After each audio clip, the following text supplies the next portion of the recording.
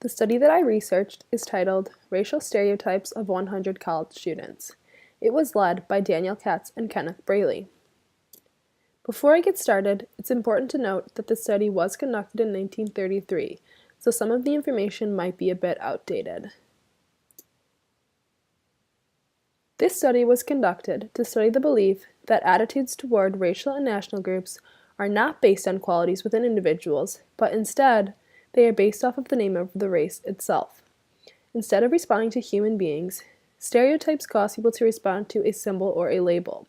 With that, the study investigated something known as the two great divisions of social self: our private and our public social selves.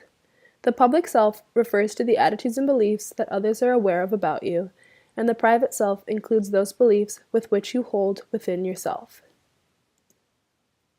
For this study, 100 Princeton students were presented with a list of over 80 characteristics, some of which are listed here, and they were asked to assign as many words they felt necessary to accurately characterize each group. There were 10 race groups that they were asked to do this for, 6 of which are listed here. Those 10 groups include Germans, Italians, African Americans, Irish, English, Jews, Americans, Chinese, Japanese, and Turks. After this was completed, they were asked to go back through and mark an X by the words in each list that they thought were most typical of the race. They were asked to only select 5 words that they thought were most necessary. The results summarize the traits which students checked as the 5 most typical characteristics of each race. In this chart, you can see an example of one of the findings. This graph shows the top 12 traits that were most frequently assigned by the students to the German group. The results section of the study did summarize each of the race groups, but I included just one group so that you could get an idea of what was found without overloading you with information. Another interesting finding is the comparison of the definiteness of the 10 racial stereotypes. This chart shows the least number of traits needed to include 50% of the possible assignments for each race. It is important to note that the total possible votes were 500 words, since each 100 students selected 5 words per race. African Americans were listed as the race that needed the least number of traits to encompass 50% of the assignments, with a total of 4.6 words. Turks were at the other end, needing a total of 15.9 words to encompass 50%. Out of a total of 500, you can see that the agreement throughout all groups was very high, and the voting is far from a chance selection.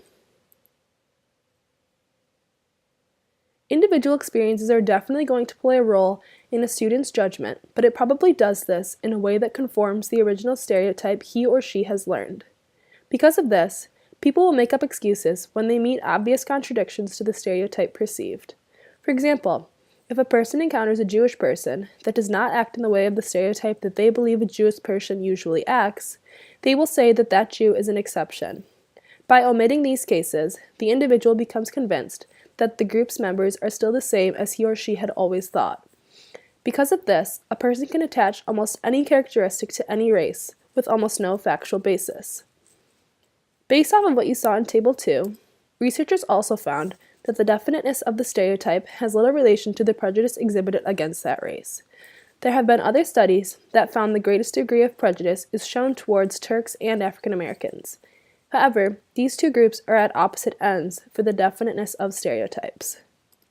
Prejudice of this kind seems largely a matter of public attitude toward a race name or symbol, rather than actual human beings. Many studies similar to this one are still being revisited to this day and improved upon and enhanced.